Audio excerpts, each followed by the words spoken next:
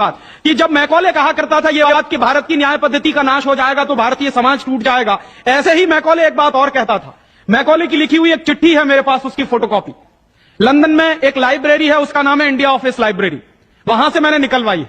India office library में से ऐसे कुछ 50,000 से ज्यादा डॉक्यूमेंट्स मैं निकाल के लाया और वहां के कई लोगों की मदद से हमने वो निकलवाए हैं। तो उनमें एक चिट्ठी है मैकॉले की, वो उसके अपने पिताजी को उसने लिखी है। जब वो यहां ऑफिसर बन के आया है तो मैकॉले क्या लिख रहा है कि भारतीय समाज को अगर बर्बाद करना है तो भारतीय न्याय पद्धति बर्बाद करो। तो वो करने के लिए उसने आईपीसी बना दिया, सीआरपीसी बना दिया, सीपीसी बना दिया और बर्बाद हुई। दूसरी बात वो कहता था कि भारतीय समाज को बर्बाद करना है तो भारतीय शिक्षण पद्धति का नाश करो। तो मैकॉले कहा करता था कि जो भारतीय शिक्षण पद्धति है, वो खुद मानता था इस बात को, यह दुनिया की सबसे ज्यादा विकसित और सबसे अच्छी पद्धति। क्या होता था, यहां गुरुकुल चलते थे, गुरुकुलों में विद्यार्थी पढ़ते थे और विद्यार्थी 20 साल तक, 25 साल तक ब्रह्मचर्य का पालन करते हुए शिक्षा ग्रहण करते थे, संस्कार मिलते थे और वो संस्कार लेकर समाज में जाते थे। उन्हीं संस्कारों से संस्कृति बनती थी और वही संस्कृति भारतीय संस्कृति कहलाती थी। ऋषि थे, मुनि थे, बड़े बड़े ज्ञानी थे, महात्मा थे, वो गुरुकुलों को चलाया करते थे और सारे के सारे गुरुकुल जो चला करते थे उनमें वेदों का अध्ययन, पुराणों का अध्ययन, उपनिषदों का अध्ययन, जो भारतीय ज्ञान है, जो भारतीय मनीषा है, उन्हीं सबका अध्ययन संस्कृत के माध्यम से कराया जाता था। मैकॉले ने क्या किया कि गुरुकुलों का नाश अगर करना है तो उसने एक कानून बनाया। क्या कानून बनाया? संस्कृत में जितने विद्यालय इस देश में चलते थे हिंदुस्तान में अंग्रेजों के जमाने में, उन सबको उसने इल्लीगल घोषित किया, गैर कानूनी। और उसने प्रतिबंध लगा दिया कि संस्कृत भाषा के माध्यम से कोई भी गुरुकुल चलेगा उसको अंग्रेजी सरकार मान्यता नहीं देगी। तो मान्यता किसको देगी? अंग्रेजी के माध्यम से जो कॉन्वेंट स्कूल चलेंगे उनको अंग्रेजी सरकार मान्यता देगी। और उसके लिए बाकायदा उसने कानून बनाया। उस कानून का नाम है इंडियन एजुकेशन एक्ट। और यह इंडियन एजुकेशन एक्ट लागू हुआ 1858 में, आज से लगभग 140 साल पहले। तो 140 साल पहले जो कानून लागू हुआ था अंग्रेजों के जमाने में, वही कानून आज भी चल रहा है। उस कानून के आधार पर मैकॉले ने क्या किया? संस्कृत के माध्यम से चलने वाले गुरुकुलों को बर्बाद कर दिया, कानून बना के उनको बंद करा दिया। जो उनमें अध्यापक होते थे, गुरु होते थे, उनको मार पीट कर अंग्रेजी सरकार जेल में बंद करती थी। जो विद्यार्थी अध्ययन के लिए जाते थे उनको रोक दिया जाता था, उनका अध्ययन ना होने पाए उसके लिए समस्याएं खड़ी की जाती थी। और दूसरी तरफ कॉन्वेंट स्कूल चालू कर दिए और उसमें अंग्रेजी के माध्यम से शिक्षण देना शुरू किया। एक दिन उसने अपने बाप को चिट्ठी लिखी और इस चिट्ठी में उसने ये लिखा कि मैंने हिंदुस्तान में एक ऐसी शिक्षण पद्धति पैदा कर दी है जिसमें अगर हिंदुस्तानी विद्यार्थी पढ़ेंगे तो पढ़कर निकलने के बाद वो शरीर से हिंदुस्तानी होंगे, दिमाग से सब अंग्रेज हो जाएंगे। वो देख रहे हैं, अभी देख रहे हैं। तो शरीर से हिंदुस्तानी और दिमाग से अंग्रेज। तो मैकॉले दूसरी बात लिख रहा है उस चिट्ठी में कि जब वो शरीर से हिंदुस्तानी और दिमाग से अंग्रेज हो जाएंगे तो अंग्रेजों के हिसाब से सारे काम करेंगे। और वो विद्यार्थी जब कॉन्वेंट स्कूल में से निकलेंगे तो सबसे ज्यादा गालियां भारतीय संस्कृति को देंगे, सबसे ज्यादा गालियां अपने मां बाप को देंगे। कैसे? मॉम और डैड कह के। डैड माने होता है मरा हुआ और मम्मी माने होता है शव। इजिप्ट में आप जाइए, मिस्र एक देश है, वहां पे मम्मीज कहा जाता है किसको? मरे हुए आदमी के शव को। तो हमारी मां हो गई मम्मी, मम्मी, और पिताजी हो गए डैड। आया कहां से ये? मैकॉले ने डाल दिया हमारे दिमाग में। और मैं ये कहता हूं कि मैकॉले तो मर गया, उसका बाप भी मर गया, सब मर गए, भगवान उनकी आत्मा को शांति दे, लेकिन उसकी जो आत्मा है वो हम सब में प्रवेश कर गई है। और कैसे प्रवेश कर गई है? मैं आपको यह इतिहास की सच्चाई बता रहा हूं कि जिस जमाने में मैकॉले ने इस देश में सबसे पहला कॉन्वेंट स्कूल खोला था कलकत्ता में, वो कॉन्वेंट स्कूल चला नहीं, बंद हो गया। क्यों बंद हो गया? क्योंकि कोई भी भारतीय मां बाप अपने बच्चे को कॉन्वेंट में पढ़ाने को नहीं भेजता था। अंग्रेजों के जमाने की बात बता रहा हूं। अंग्रेज अपनी पूरी ताकत लगाकर भी इस देश में कॉन्वेंट स्कूल चला नहीं पाए, लेकिन अंग्रेजों के जाने के बाद गांव गांव में, गली गली में कॉन्वेंट स्कूल चल रहे हैं। और ऐसे मम्मी डैडी पैदा हुए हैं इस देश में जो बच्चे का जन्म लेने के पहले रजिस्ट्रेशन करवाए आते हैं कॉन्वेंट स्कूलों। कहते हैं कि अगर रजिस्ट्रेशन नहीं कराया तो एडमिशन नहीं मिलेगा। तो कॉन्वेंट स्कूल में पढ़ाना बहुत जरूरी है बच्चे को। और मैं अक्सर पूछता हूं कि काहे को पढ़ाते हैं कॉन्वेंट स्कूल में, तो कहते हैं राजीव भाई जब हमारा बच्चा कॉन्वेंट में पढ़ेगा तो बहुत स्मार्ट बन जाएगा। तो मैं पलट के पूछता हूं कि जरा बताइए स्मार्टनेस क्या होती है। तो अक्सर मां बाप मुझे जवाब देते हैं जो दिल्ली बंबई में रहते हैं कि हम बच्चे को कॉन्वेंट में इसलिए पढ़ने को भेजते हैं कि जब वो कॉन्वेंट में पढ़ेगा तो टाई लगाएगा, मोजे जूते पहनेगा, बढ़िया है। तो अंग्रेजों के देश में टाई इसलिए लगाई जाती है कि वहां ठंडी बहुत पड़ती है, सर्दी बहुत पड़ती है और एक साल में 6 महीने भयंकर बर्फ पड़ती है। कभी कभी तो यह हालत होती है कि 6-7 महीने सूर्य भगवान के दर्शन नहीं होते। और वहां की जलवायु ऐसी है कि आज अगर सूर्य निकला तो जरूरी नहीं है कि कल भी निकलेगा, परसों भी निकलेगा, नरसों भी निकलेगा। भारत में ऐसा नहीं है, आज अगर निकला है तो कल भी निकलेगा, परसों भी निकलेगा, 3 महीने बाद भी निकलेगा, 1 साल बाद भी निकलेगा, ऐसे ही निकलेगा। इंग्लैंड के लोग ये गारंटी से नहीं कह सकते। तो वहां ठंडी बहुत पड़ती है, सर्दी बहुत पड़ती है। और जिन देशों में सर्दी बहुत पड़ती है, ठंडी बहुत पड़ती है, वहां के लोगों को अक्सर जुकाम बहुत होता है, नाक चलती है। तो जब नाक चलती है तो उस नाक को पोंछने के लिए बार बार जेब से रूमाल निकालना पड़ता।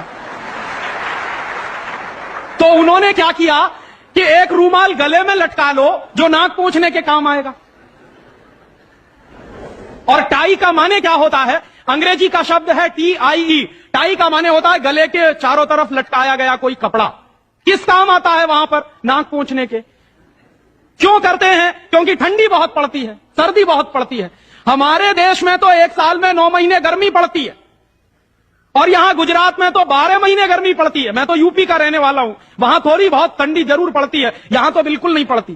तो वहां तो इसलिए टाई लगाते हैं कि उनको जरूरत है उसकी। हम हमारे बच्चों को क्यों लटका रहे हैं अपने गले में टाई।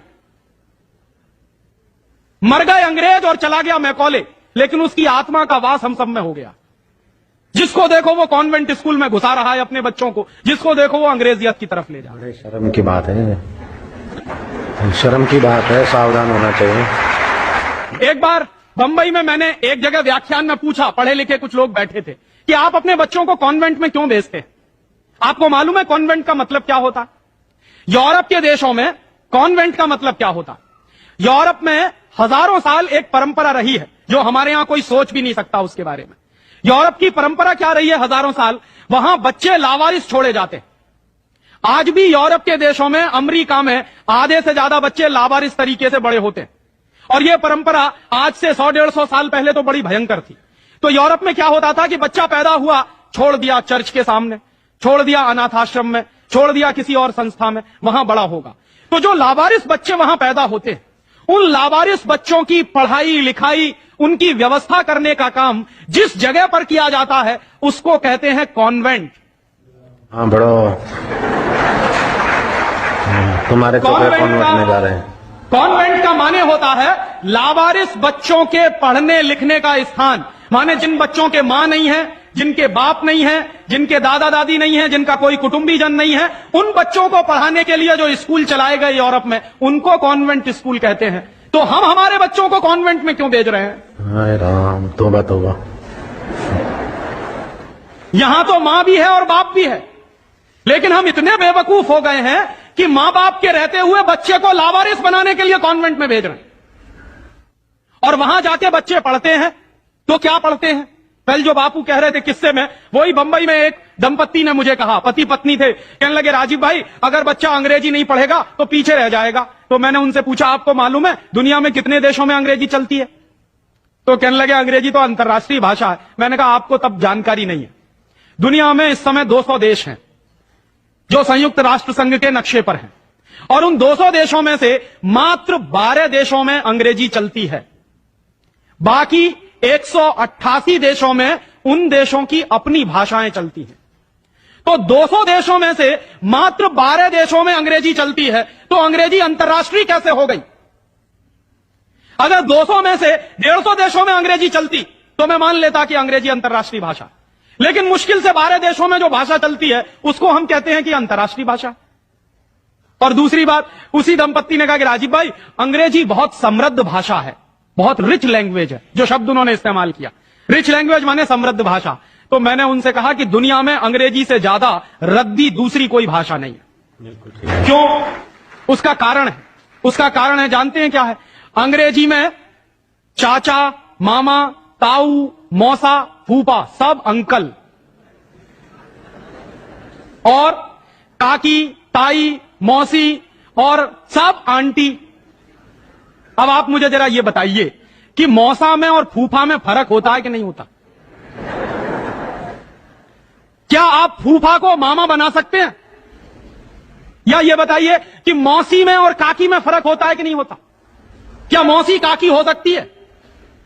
दुनिया की जिस भाषा में रिश्तों को कहने के शब्द ना हो, वो सबसे रद्दी भाषा है।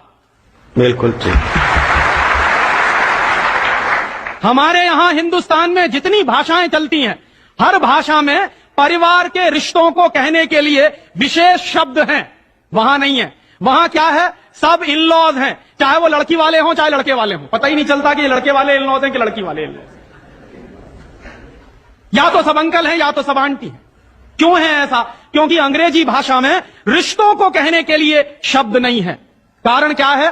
अंग्रेजी भाषा में शब्दों की बहुत कमी है। और अंग्रेजी भाषा में शब्दों की कितनी कमी है? अगर मूल रूप से देखा जाए तो अंग्रेजी भाषा में मात्र 2600 शब्द हैं कुल मिला के।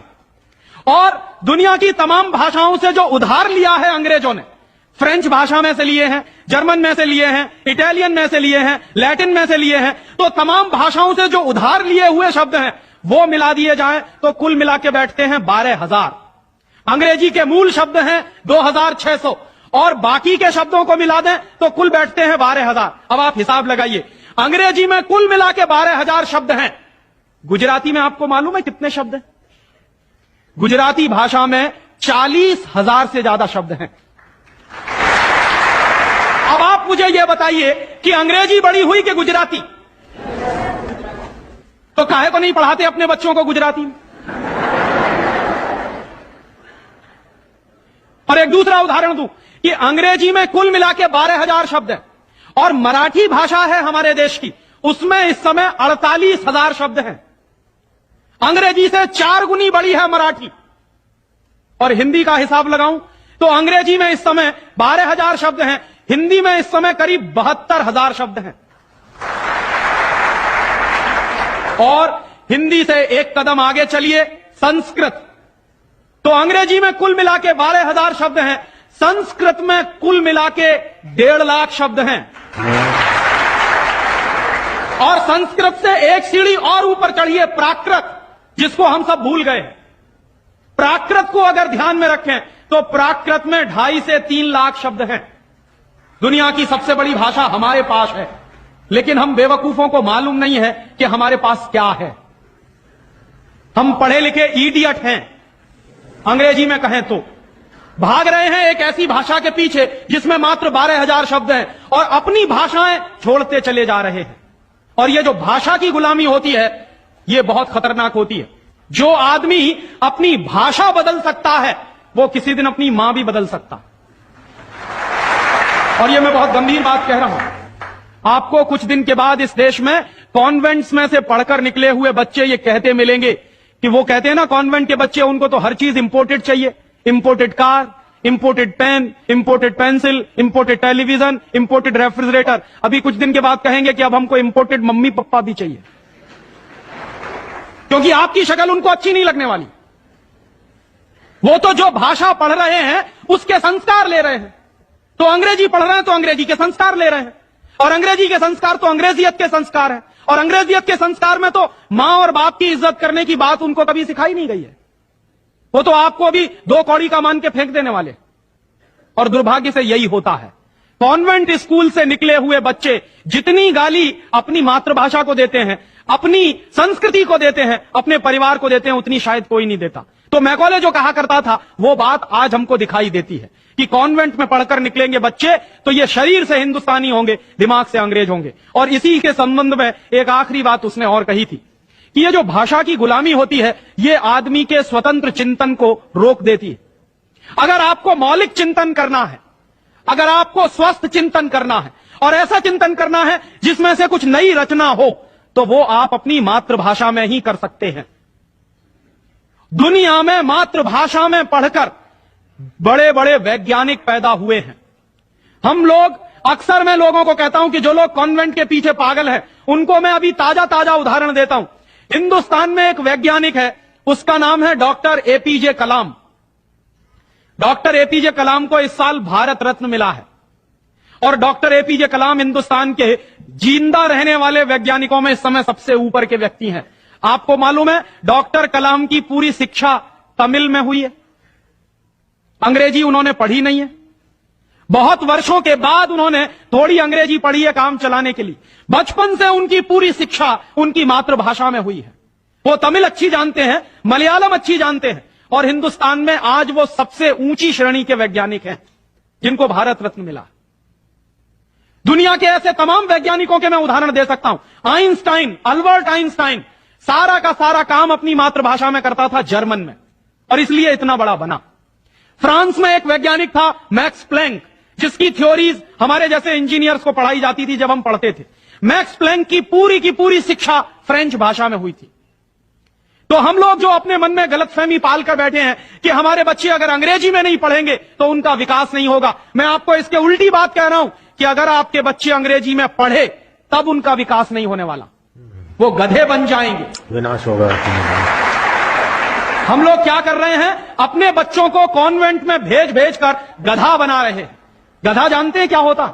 गधे के ऊपर बोझा लादते चले जाइए, लादते चले जाइए, लादते चले जाइए, बेचारा चुपचाप चलता चला जाता है, चलता चला जाता है। आजकल बच्चों के कंधे पर जो बस्ते हमने लाद दिए हैं, जरा उनका वजन तो कर लीजिए।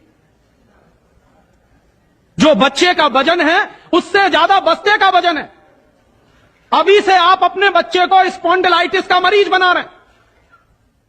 जितना वजन उसका कंधा ढो नहीं सकता, उससे ज्यादा वजन उसके कंधे पे लटका हुआ, और बेचारा वो बस्ता लेके जाता है, लौट के आता है। जब लौट के आता है तो घंटों घंटों का होमवर्क उसको दे दिया जाता। आप क्या करते हैं, अपनी मगजमारी कम करने के लिए उसका एक ट्यूटर रख देते हैं। ट्यूटर क्या करता है कि स्कूल का होमवर्क मिला, ट्यूटर ने अपना होमवर्क दे दिया। बच्चे का खेलना कूदना बंद, और बच्चा अगर खेलेगा नहीं, कूदेगा नहीं, तो उसका विकास कैसे होने वाला?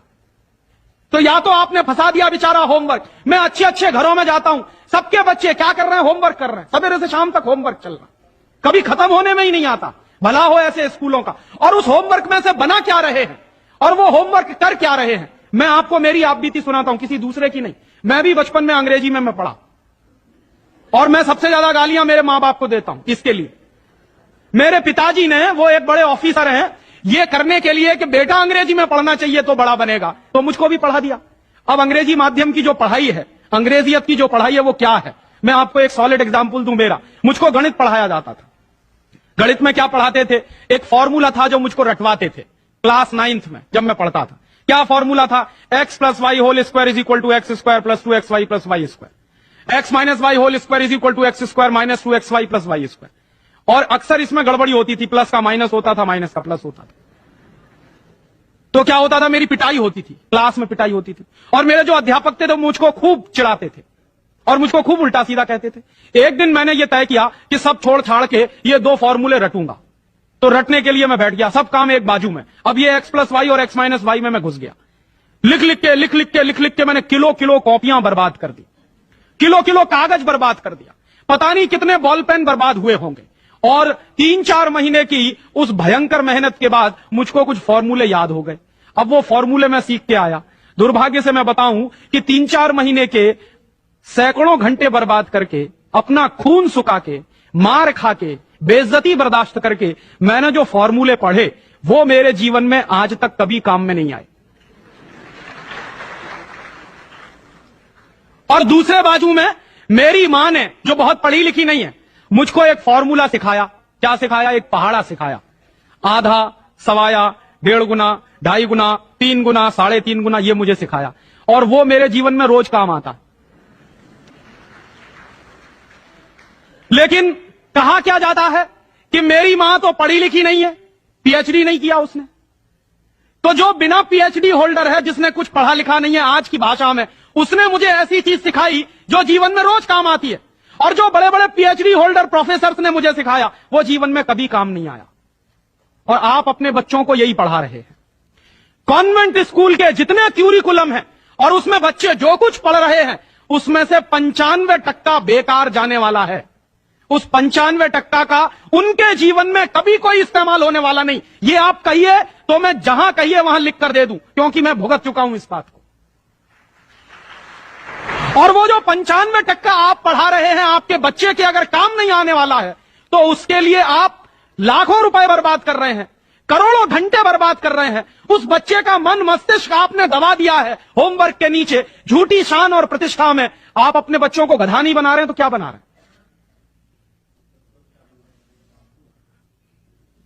तो आप पूछेंगे क्या करें, तो मैं आपसे एक बुद्धिमानी की बात निवेदन करना चाहता हूं। वो निवेदन यह करना चाहता हूं कि जितनी जल्दी हो अपने बच्चों को इन कॉन्वेंट स्कूलों में से बाहर निकाल लीजिए।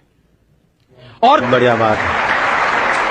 ये कॉन्वेंट स्कूल में इसलिए भी भेजना बंद करिए कि भारतीय संस्कृति में पिता सिर्फ एक होता है, लेकिन कॉन्वेंट स्कूल में एक फादर भी होता है। इस बात की गंभीरता को समझिए कि भारतीय संस्कृति में पिता एक ही होता है, लेकिन कॉन्वेंट स्कूल में जब बच्चे जाते हैं तो एक दूसरा फादर भी होता है। तो पिता के साथ ये फादर कहां से आ गया? और अगर पिता के साथ फादर आ गया तो पता नहीं क्या क्या आ जाएगा आपके घर में। हां, यह मैं चेतावनी के रूप में कह रहा हूं आपसे। यह सिर्फ इशारे से समझ लीजिए कि अगर बच्चे की पढ़ाई के साथ पिता के साथ फादर आया है तो और बहुत कुछ चला आएगा आपके बच्चे के संस्कार में। और कहीं ऐसा ना हो जाए कि आपके देखते देखते आपका बच्चा क्रिश्चियन ना बन जाए, ईसाई ना बन जाए। इसलिए मैं आपसे एक निवेदन तो यह करने आया कि जितनी जल्दी हो कॉन्वेंट स्कूलों से बच्चे निकाल लीजिए। और एक दूसरा निवेदन और करने आया हूं, जितनी जल्दी हो कॉन्वेंट स्कूलों को डोनेशन देना बंद करिए। हमारा हजारों हजारों रुपए का डोनेशन कॉन्वेंट स्कूलों में जाता। एक बच्चे का एडमिशन कराना है तो वो कहेंगे बिल्डिंग फीस दे दो, वो कहेंगे डोनेशन दे दो, वो कहेंगे इसकी फीस दे दो, उसकी फीस दे दो, और रोज रोज कोई ना कोई मांग चढ़ी ही रहती है। आज फलाना डे, आज धमाका डे, आज ये ले आओ, कल वो ले आओ। बर्बादी हमारी, माने हम हमारे दुश्मन को अपना पैसा दे रहे हैं। दुनिया में ऐसे बेवकूफ लोग मैंने कहीं नहीं देखे जो अपने दुश्मन को अपने घर का पैसा देते हो। आप जानते हैं कि कॉन्वेंट स्कूलों में से निकलने वाले बच्चे भारतीय संस्कृति के विरोधी होने वाले हैं और उनको यूरोप की संस्कृति सिखाई जा रही है। उसके लिए पैसा हम खर्च कर रहे हैं अपने हाथों से। तो भगवान के लिए, भारतीय संस्कृति को बचाने के लिए अपने बच्चों को कॉन्वेंट में से बाहर निकालिए और अपने बच्चों के नाम पर ये उनको जो डोनेशन दे रहे हैं आप कॉन्वेंट स्कूलों को, वो बंद करिए। और मैं आपको पूरे विश्वास से ये कहना चाहता हूं कि आपके बच्चे अगर मातृभाषा में पढ़ेंगे तो सबसे ज्यादा विद्वान बनने की क्षमता है उनमें। और ये क्यों है? दुनिया के सारे मनोवैज्ञानिक एक ही बात पर अब पहुंचे हैं, जो बात हमारे लोग बहुत पहले से कह गए। अभी यूरोप के लोग आज उस निष्कर्ष पे पहुंचे। क्या कहते हैं? बच्चा अगर मातृभाषा में पढ़ता है तो उसको जो सुविधाएं मिलती हैं, जो फायदा होता है, वो दूसरी भाषा में नहीं मिलती। जैसे उदाहरण के लिए मैं आपको बताऊं और आप इसको प्रयोग के रूप में करिए। आपकी मातृभाषा अगर गुजराती है और आप अपने बच्चे को गुजराती में पढ़ाइए, तो कोई सवाल आप उसको दीजिए गुजराती में याद करने के लिए, जितनी जल्दी वो याद कर लेगा उस सवाल को, अगर वही सवाल आप अंग्रेजी में दीजिए उसको, तो कम से कम 6 गुना समय लगेगा उसको। अगर वो 1 घंटे में गुजराती में कोई चीज याद करेगा तो 6 घंटे लगेंगे उसको अंग्रेजी में याद करने के लिए। और अंग्रेजी में भी उसको याद नहीं होगा, वो रटेगा पोपट की तरह से। जैसे पोपट होता है ना, रट लेता, वैसे ही रटेगा। और रटने के बाद क्या करेगा? इम्तिहान में लिख कर आएगा। इम्तिहान में लिख कर आया, उसके 2 दिन बाद पूछिए कि तुमने परसों क्या लिखा है, उसको कुछ याद नहीं। ऐसे ज्ञान का करेगा क्या वो? जो ज्ञान उसको 2 दिन भी याद न रहे, जो जानकारी उसको 2 दिन भी याद नहीं रहने वाली, उस जानकारी का वो अपने जीवन में करने वाला क्या है? और इसके दूसरी तरफ आप ये करके देख लीजिए, छोटी छोटी कहानी, छोटे छोटे किस्से, छोटी छोटी कथाओं के माध्यम से, मातृभाषा के माध्यम से आप उसको कोई बात सिखा दीजिए, वर्षों वर्षों जिंदगी भर उसको वो बात याद रहेगी। मुझे भी याद है, मेरी दादी मां ने कहानी के माध्यम से जो संस्कार मुझ में दिए हैं वो अभी भी मुझे याद है। लेकिन मेरे स्कूल में जो संस्कार मुझे दिए गए वो मैं भूल चुका हूं, क्योंकि विदेशी भाषा में मैंने लिए। तो ये खराब होता। और एक इसी के साथ एक आखिरी निवेदन कि अंग्रेजों ने जिस तरह से बर्बाद किया है भारतीय समाज को, कम से कम अब अगर हमको ये चेतना आती है तो इसको हम बचाएं। मुझे लगता है कि सबसे बड़ा काम और सबसे पहला काम कॉन्वेंट स्कूलों के बंद कराने का, और वो हम सब मिलकर ही कर सकते हैं, अकेला कोई नहीं करेगा। अगर हम सब कॉन्वेंट स्कूलों का बहिष्कार करने का संकल्प ले लें तो फिर से नए गुरुकुल खड़े हो सकते हैं। जो दान आप कॉन्वेंट स्कूलों को देते हैं, वो दान अगर गुरुकुलों को मिलना शुरू हो जाए तो गुरुकुल चलने भी शुरू हो जाएंगे, उनको प्रतिष्ठा भी मिल जाएगी, उनको सम्मान भी मिल जाएगा। अगर हमारी गलती से बर्बादी आई है तो वो गलती आज हम सुधार लें। और ऐसे ही एक दूसरी आखिरी बात कि अंग्रेजियत हमारे मन में बहुत गहरे घुस गई है, और ये अंग्रेजियत जो होती है बहुत खराब होती है। कई बार मैं कहता हूं कि अंग्रेजी भाषा से ज्यादा खतरनाक है अंग्रेजियत। महात्मा गांधी अक्सर ये कहा करते थे कि अंग्रेज चाहें तो रहें, लेकिन अंग्रेजियत जानी चाहिए। ये अंग्रेजियत क्या है? हमारे सबके घरों में, सबके मन में एक तरह का लालच बैठ गया है। हर एक आदमी को इस देश में इंपोर्टेड माल चाहिए, विदेशी कंपनी का माल। किसी भी साधारण से साधारण बच्चे को कहो कि देखो मेरे पास इंपोर्टेड पेन है, तुरंत हाथ फैला देगा, लाओ दे दो। वो बच्चा चाहे जितना पढ़ा लिखा हो, माने इंपोर्टेड के नाम पर भीख मांगने में भी शर्म नहीं आती। उसी बच्चे को आप कहिए कि भगवान का प्रसाद है तो हाथ पीछे खींच लेगा, इंपोर्टेड पेन है तो तुरंत हाथ फैला देगा।